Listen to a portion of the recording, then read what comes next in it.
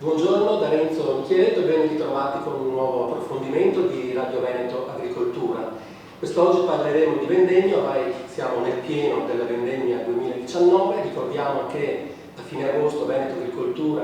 ha organizzato il tradizionale storico ormai appuntamento sulle previsioni vendemmiali nel nord-est, avevamo dato qualche indicazione. Quest'oggi, grazie al dottor Diego Tomasi del CREA Viticoltura ed Enologia di Conegliano di essere ospite qui con noi oggi, che tra l'altro era presente anche il relatore al convegno di fine agosto qui a Legnano. Quest'oggi daremo qualche informazione in più rispetto a fine agosto. A fine agosto, ricordiamo, avevamo detto quantità in calo, qualità probabilmente buona. Adesso era fine agosto, quindi ancora parlavamo di anticipazioni, adesso possiamo dare qualche dato. Certo, come si presenta, come sta andando la vendemmia 2019 nel Veneto? Sì, buongiorno a tutti anche da parte mia. Come dice Renzo, a fine agosto davamo delle previsioni, adesso possiamo dare invece qualche numero un po' più certo, basato su ciò che è stato vendemmiato sinora e su ciò che sarà vendemmiato da adesso alla prossima settimana in avanti.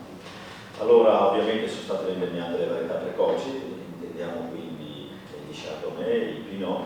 e già si era capito che le risposte quantitative non erano solamente paragonabili a quelle dell'anno 2018, tant'è vero che le rese si sono attestate su un 20-30% in meno, in alcuni casi anche 40% in meno rispetto all'annata 2018.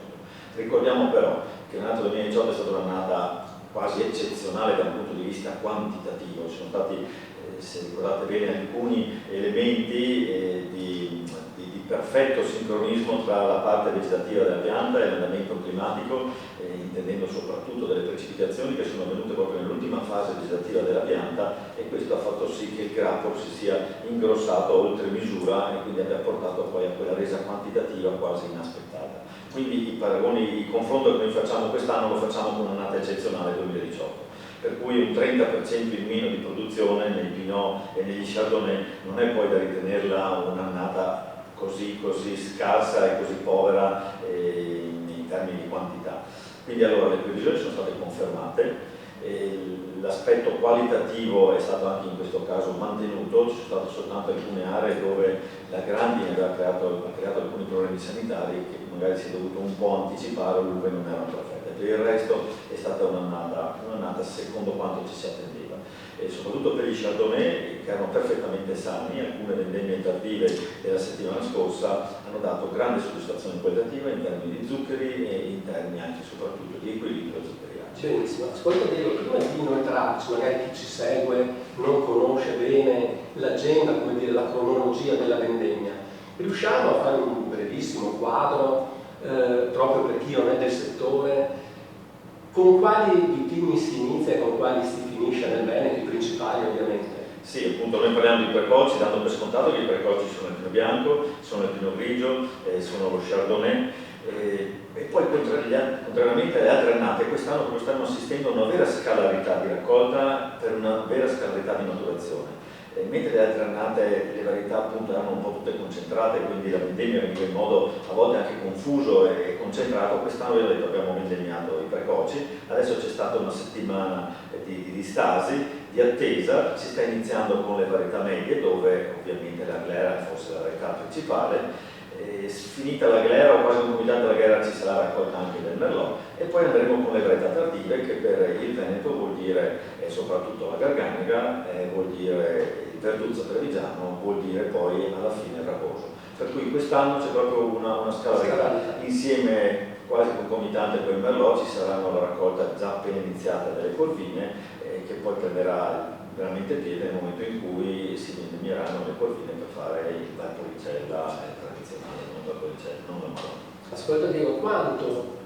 incidono i cambiamenti climatici in viticoltura, ma soprattutto quanto incide le condizioni del tempo, voglio dire, le piogge, l'umidità, eccetera, in questa fase? Sì.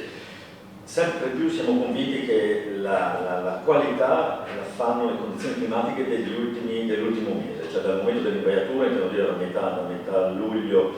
a fine luglio fino alla data di raccolta. Questo è il periodo in cui si fa la vera qualità, questo è il periodo in cui il susseguirsi di temperature adeguate, di giornate serene, di precipitazioni che possono anche esserci, ma che devono anche essere queste scalari e non troppo concentrate, fanno la vera qualità. Quindi quest'anno ne è un'ulteriore dimostrazione. Allora abbiamo avuto un'annata abbastanza tormentata, ricorderete ad aprile le elevate temperature, germinamento precoce, poi a maggio 23 giorni di piogge nel mese di maggio, un giugno poi dove le temperature sono schizzate nettamente verso l'alto e dove però non si sono avute precipitazioni, quindi con alcuni casi di sofferenza idrica verso la fine del mese di giugno.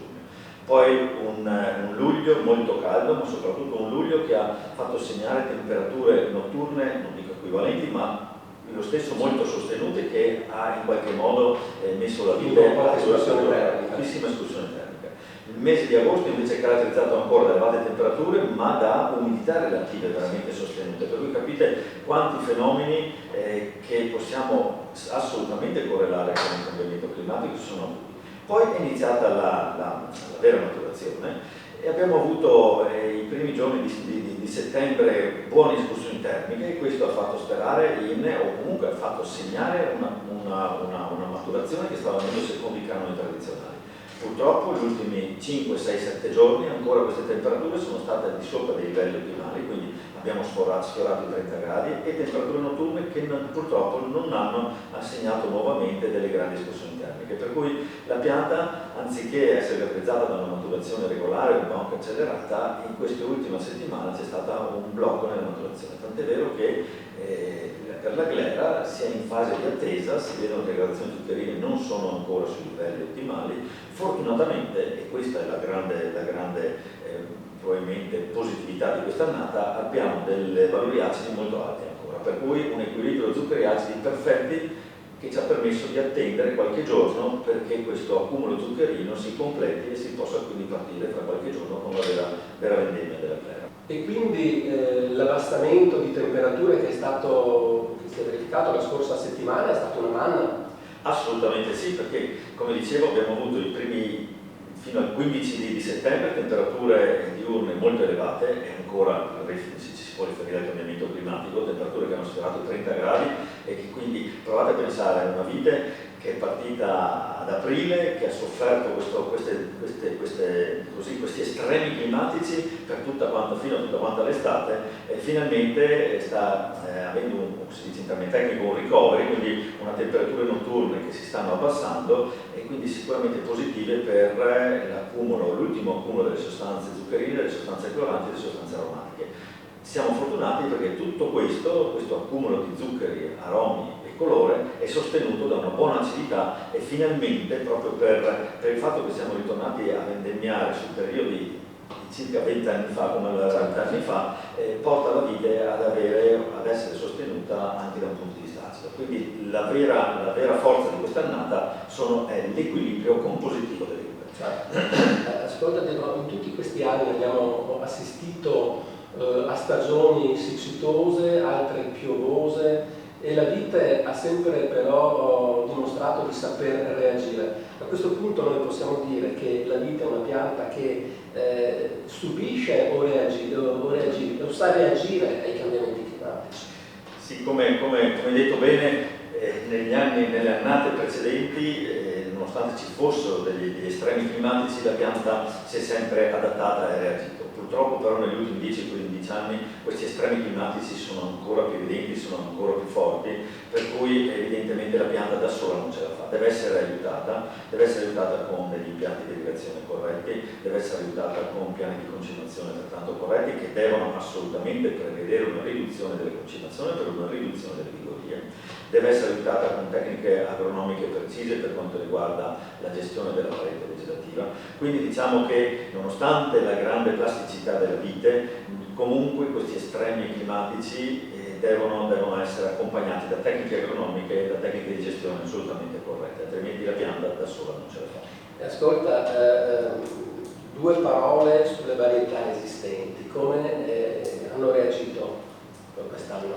Sì, diciamo che anche in questo caso le precipitazioni di maggio, le elevate temperature dei mesi successivi, poi anche un po' questo tormento nell'accumulo zuccherino delle ultime 2 o 3 settimane hanno fatto sì che il 2019 è stata anche veramente un'annata di prova per queste varietà resistenti. Allora, come centro di ricerca, in collaborazione con Cattolica Assicurazione, quindi l'azienda Catron, stiamo seguendo 48 di queste varietà resistenti, non tutte sono iscritte, non tutte sono di origine italiana, francese, serba e anche tedesca. E comunque ci siamo resi conto che è vero, le varietà resistenti possono essere di grosso aiuto per quanto riguarda l'impatto ambientale in termini di trattamenti, quindi poter ridurre 3 o 4 trattamenti, 5 trattamenti per la peronospora e l'oidio, non sono però delle varietà che possiamo considerare diverse rispetto alla vitis vinifera per quanto riguarda la gestione agronomica, per quanto riguarda soprattutto la lotta alla botrite. Quindi quest'anno stiamo facendo uno screening perfetto innanzitutto quanto precoci o non precoci sono questi vitigni e stiamo scoprendo che almeno il 50% sono vitigni che sono adatti a delle elevate quote, perché nel caso della zona che vi ho detto erano già mature a fine agosto o forse anche dopo Ferragosto. Dobbiamo quindi considerare queste varietà, intanto cominciare a dividerle, quelle che possono essere dalla pianura e quelle che sono più adatte invece alla collina, e poi considerarle delle varietà in tutti i sensi simili alla vitis vinifera per quanto riguarda la gestione agronomica. Quindi il vantaggio è in termini di risparmio di trattamenti, il resto va considerato totalmente simile alla vitis vinifera. Quindi per i vitigni resistenti possiamo dire che il sentiero ormai è insegnato e in futuro ci sarà sicuramente per una parte di questi perlomeno. Dici giusto una parte, perché provate a pensare, ci sono venuti migliaia d'anni per selezionare le varietà che stiamo coltivando. Non possiamo pretendere in 5-10 anni già di essere sicuri e padroni di queste varietà resistenti. Ci vogliono più anni per individuare quelle 5, 6, 7 varietà, perché non ritengo che al momento ce ne siano di più, che possono adattarsi agli ambienti o di pianura o di collina del Veneto. Siamo in chiusura, però a questo punto dobbiamo fare un po' una sintesi della vendemmia del 2019, quindi se magari vogliamo dire definitivamente e giudicarla definitivamente, come è andata o come sta andando? Sì, sta andando secondo le previsioni però che non sono state mantenute appieno per un po' questo clima che ha dato un'ultima coda di elevate temperature, però tutto sommato direi allora, per le precoci che abbiamo già vendemmiato un'annata positiva, soprattutto in termini qualitativi e in termini quantitativi un po' meno abbondante rispetto alla media, comunque sempre di buona soddisfazione perché si è saputo gestire bene il mondo. Per quanto riguarda la varietà principale del Veneto, la glera, la vendemmia è iniziata con buone soddisfazioni qualitative e soprattutto per un equilibrio zuccheri acidi che non si vedeva da parecchi anni. In termini quantitativi siamo su un 15-20% in meno rispetto all'annata 2018 e questo perché nonostante il numero di grappoli sia molto simile all'annata precedente, il grappolo quest'anno pesa meno per un fattore, come spiegavo prima, di concomitanze fisiologiche e clima. La corvina, siamo già in piena raccolta per l'Amarone, quindi per la messa a riposo. Anche in questo caso le rese sono un po' inferiori rispetto alle aspettative, meno 20% per la corvina, meno 30% per il corvinone, però mi dicono che questa diminuzione di resa va a tutto vantaggio della qualità, ottime sostanze coloranti, 19-20 di bavo e tenuta della buccia ancora perfetta. Per cui anche per quanto riguarda la corvina siamo sicuri che il Valpolicella è su una buona strada. Per quanto riguarda invece la Garganega, anche qui qualità assolutamente ineccepibili, rese qualitative un po' deludenti, quantitative un po' deludenti, non quel 10-15% che si aspettava, ma anche un 20-25% per gli stessi motivi che ho detto prima del caso della Glera. Benissimo, ringraziamo il dottor Diego Tomasi per essere stato con noi qui oggi. Ricordiamo a tutti quanti che sul sito internet di Veneto Agricoltura sono disponibili tutti i dati che noi avevamo dato previsione che avevamo dato a fine agosto nel corso del convegno sulle previsioni della vendemmia, compresa anche la relazione e tutte le slide del dottor Tomasi. Quindi grazie ancora e un arrivederci alla prossima settimana.